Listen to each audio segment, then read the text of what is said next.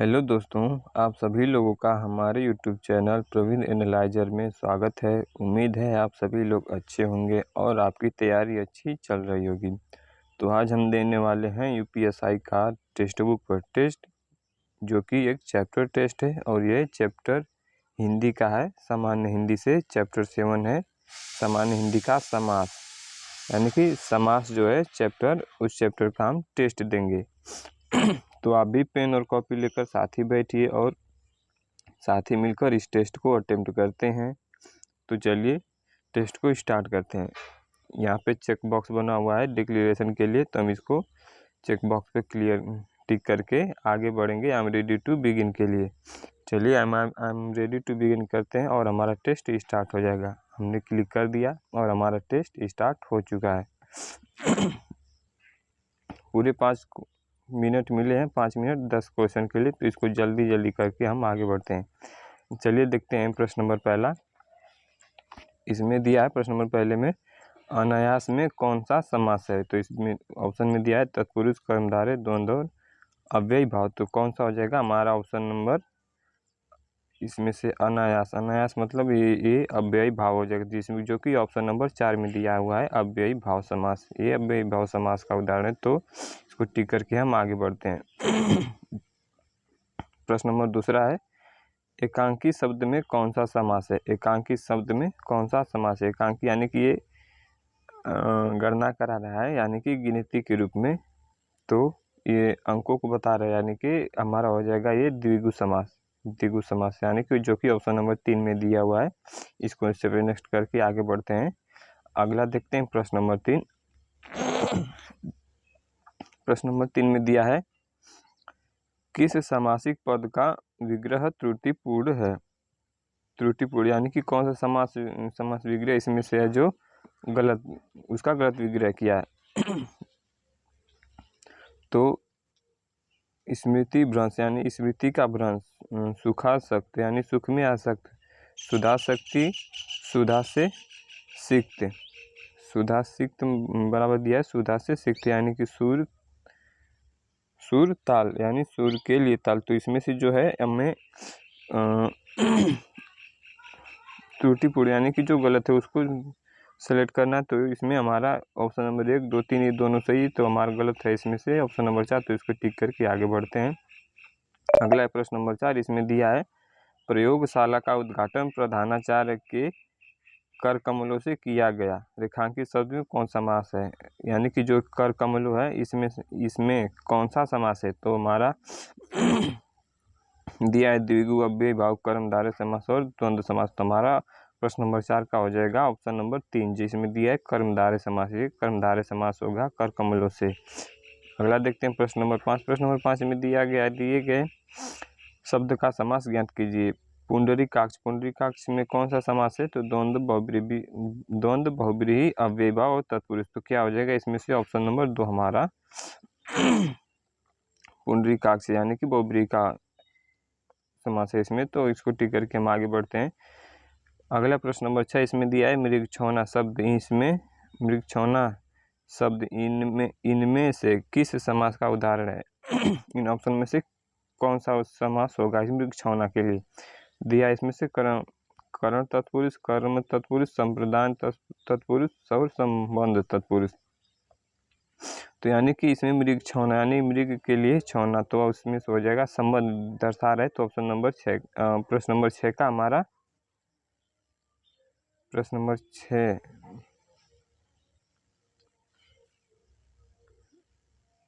ये नहीं हो पा रहा है, वो स्किप हो गया, तो अगला उसको देख लेते हैं अभी बाद में।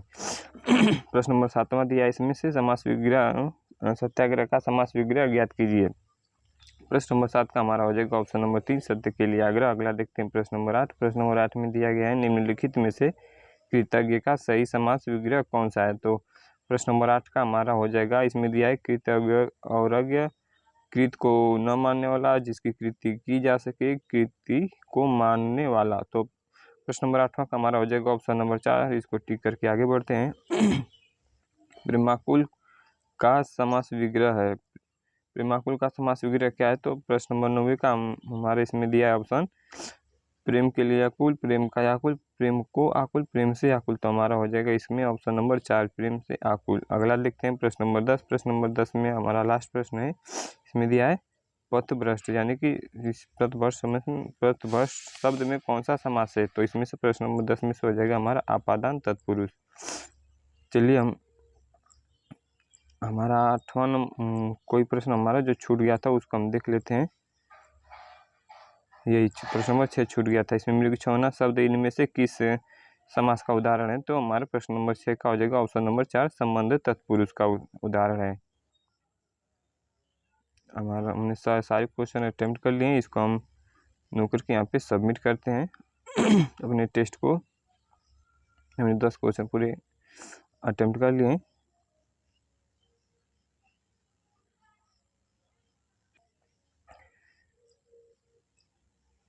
तो हमारा टेस्ट सबमिट होके एनालाइज के लिए आ गया है।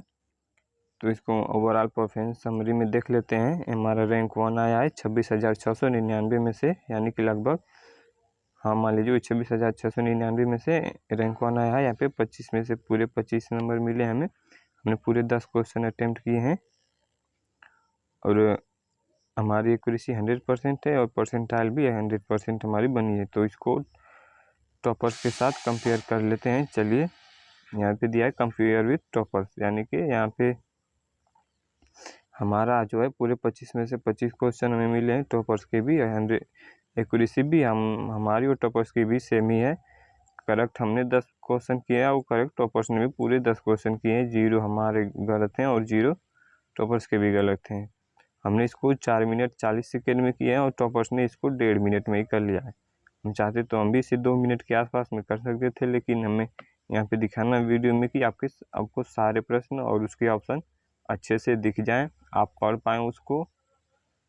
और एक इसके टाइम क्राइटेरिया में ही है कि आप 5 मिनट में करना था, तो हमने पूरे 5 मिनट लिए, उससे ज़्यादा नहीं हो पाएगा क्योंकि सबमिट हो जाएगा। और हिंदी के लिए अगर हमें पूरे मिले उसमें 5 मिनट, तो हम उसको पूरे 5 मिनट में हम आपको करा के दिखाएं, जिससे कि सारे प्रश्न आपको यहाँ पे बढ़िया से दिख सके। तो चलिए इसके सॉल्यूशन पे चलते हैं।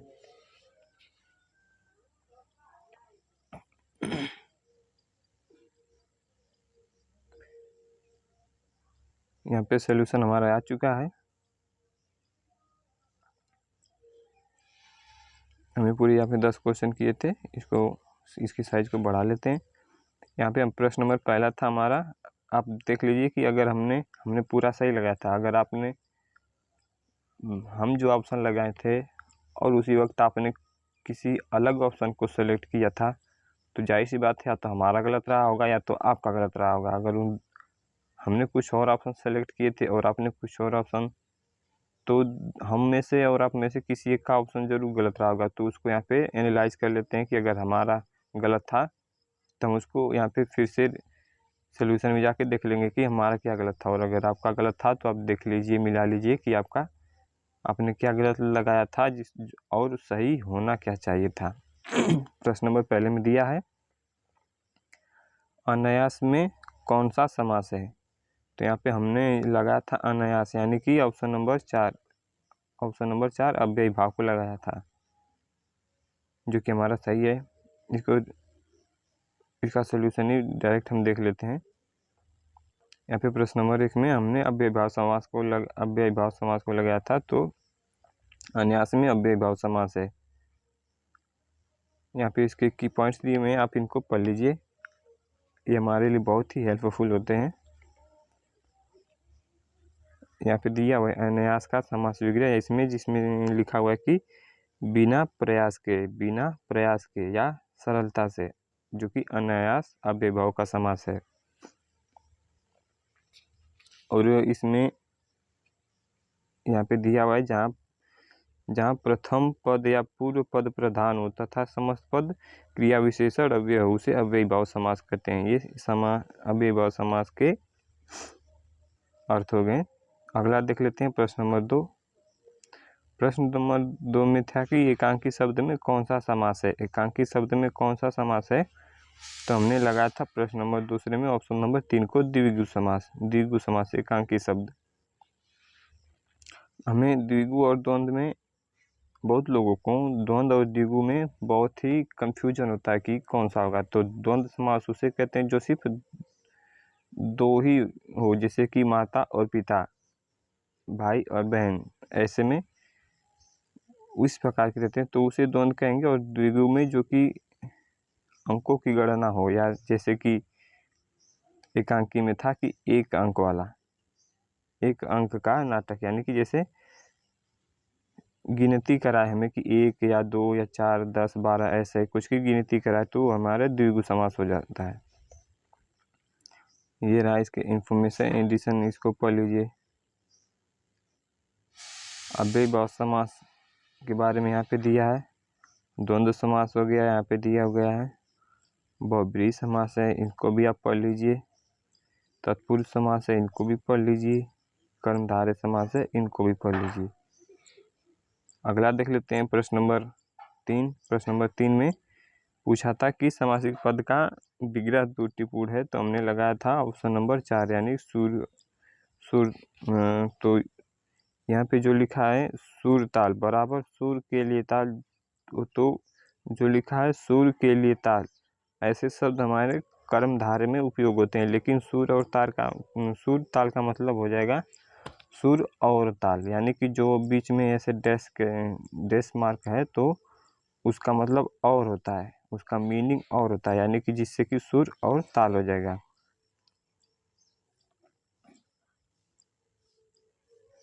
यहाँ पे दिया गया है, देख लीजिए। सुर और ताल, सुर के लिए ताल, इस समासिक पद का विग्रह त्रुटिपूर्ण है, यानी कि गलत है। सुर ताल का सही समासिक विग्रह हो जाएगा सुर और ताल, ये और दिया हुआ है। सुर और ताल ये द्वंद्व समास में होते हैं, जो हमने आगे बताया था कि बीच में डैश मार्क होते हैं तो सिर्फ दो ही चीज़ों को दर्शाएगा और लगा के। अगला देख लेते हैं प्रश्न नंबर 4। प्रश्न नंबर 4 में हमारा पूछा था कि प्रयोगशाला का उद्घाटन प्रधानाचार्य के कर कमलों से किया गया, यानी कि कर कमलों का समास बताना है। कर कमलों में कौन सा समास है, तो यहाँ पे हमने कर्मधारय समास को लगाया था, जो कि हमारा सही है। अगर आपने सही लगाया था तो अच्छी बात, अगर गलत हो गया बाई चांस तो आप उसको सही कर लीजिए, देख लीजिए, आप इनको समझ लीजिए कि आगे से ये फिर एक गलती ना हो। यहाँ पे दिया हुआ है, ये कर्मधारय समास का उदाहरण है। बाकी सब यहाँ पे वो समासों को दिया गया है। अगला देख लेते हैं प्रश्न नंबर 5। प्रश्न नंबर 5 में दिया था पुंडरीकाक्ष, पुंडरीकाक्ष में कौन सा समास है, तो हमने लगाया था बहुब्रीहि को, जो ऑप्शन नंबर 2 जो कि हमारा सही है।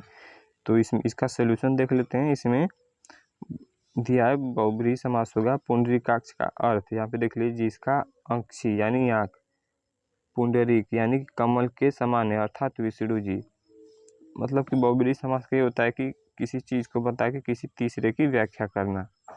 अगला देख लेते हैं प्रश्न नंबर 6। प्रश्न नंबर 6 में दिया है मृग छौना, इस शब्द में किस समास का उदाहरण है, तो हमने ऑप्शन नंबर 4 संबंधित तत्पुरुष को लगाया था। संबंधित तत्पुरुष यानी कि संबंध का मतलब होता है का, के, की। यहाँ पे देख लेते हैं संबंधित तत्पुरुष का उदाहरण मृग छौना में हिरण का शावक, यानी कि मृग छौना का अर्थ होता है हिरण का बच्चा या हिरण का शावक। तो जिसमें हमने बताया था कि संबंध में का, के, की आता है तो वो संबंध तत्पुरुष का उदाहरण हो जाएगा। यहाँ पे दिया है कर्ण तत्पुरुष, संप्रदान, कर्म तत्पुरुष और संबंध के लिए यहाँ पे दिया ही गया है संबंध के लिए। अगला देख लेते हैं प्रश्न नंबर 7। प्रश्न नंबर 7 में दिया गया था सत्याग्रह का समास विग्रह, सत्याग्रह का, यानी कि लोग अक्सर सत्य का आग्रह लगा देते हैं, लेकिन सत्य के लिए आग्रह होगा, तो ऑप्शन नंबर 3 हमारा सही होगा। यहाँ पे देख लेते हैं इसका सोल्यूशन और ये रहा एडिशनल इंफॉर्मेशन। अगला देख लेते हैं प्रश्न नंबर 8। प्रश्न नंबर 8 में दिया गया था कृतज्ञ का सही समास विग्रह कौन सा होगा। कृतज्ञ और कृतज्ञ में बहुत ही कंफ्यूजन होता है, तो कृतज्ञ के लिए हमारे यहाँ पे ऑप्शन नंबर 4 यानी कि कृत्य को मानने वाला, यानी कि अगर आपने किसी के साथ अच्छा किया तो उस चीज़ को मान रहा है, जो जिसके साथ आपने किया है वो आपके अच्छे कामों को मान रहा है तो वो कृतज्ञ होगा, वो कृतज्ञ हुआ। यहाँ पे दिया हुआ है, आप पढ़ लीजिए। यहाँ कृत्य को मानने वाला, कृत्य को मानने वाला कृतज्ञ कहलाता है। अगला देख लेते हैं प्रश्न नंबर 9। प्रश्न नंबर 9 में दिया है प्रेमाकुल, प्रेमाकुल का समास विग्रह। तो इसमें हो जाएगा हमारा ऑप्शन नंबर 4, जो जिसमें दिया है प्रेम से आकुल। यहाँ पे की पॉइंट्स दिए हुए हैं, इनको आप पढ़ लीजिए। अगला देख लेते हैं लास्ट क्वेश्चन, प्रश्न नंबर 10। पथभ्रष्ट शब्द में कौन सा समास है? पथभ्रष्ट शब्द में कौन सा समास है? तो इसमें पथ से भ्रष्ट यानी कि अलगाव स्थिति पे दिया गया है। हाँ, यहाँ पे देखिए, यहाँ पे दिया है पथभ्रष्ट शब्द का होगा अपादान। अपादान का मतलब अलगाव, अलगाव की स्थिति पे पथ से भ्रष्ट यानी कि ये हमारा सही हो गया।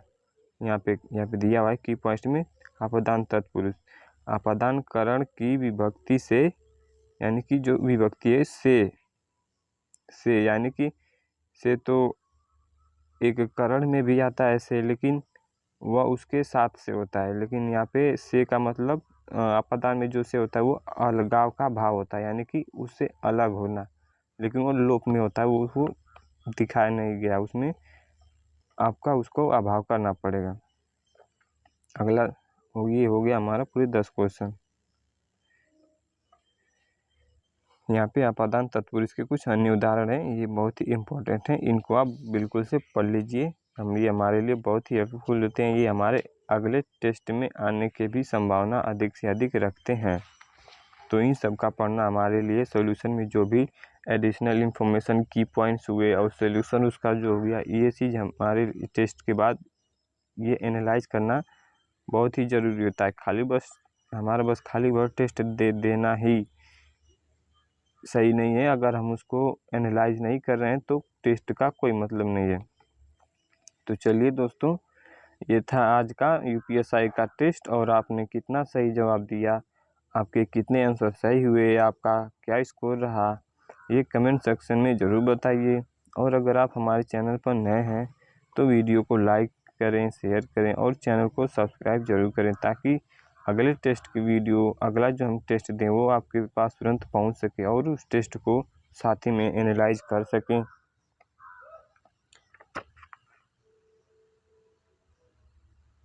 तो और हमारे इस चैनल पे टेक्स्ट बुक के जितने भी टेस्ट हैं, मॉक टेस्ट हैं, प्रीवियस ईयर टेस्ट हैं, सेक्शनल टेस्ट हैं और चैप्टर टेस्ट हैं, इन सभी के टेस्ट हम डेली बेसिस पे करवाते हैं। और जो भी स्टूडेंट इस टेक्स्ट बुक के प्रीमियम फीचर को ऑफर नहीं कर पा रहे हैं, तो उनके लिए ये हमारा चैनल बहुत ही हेल्पफुल है, बहुत ही लाभदायक है।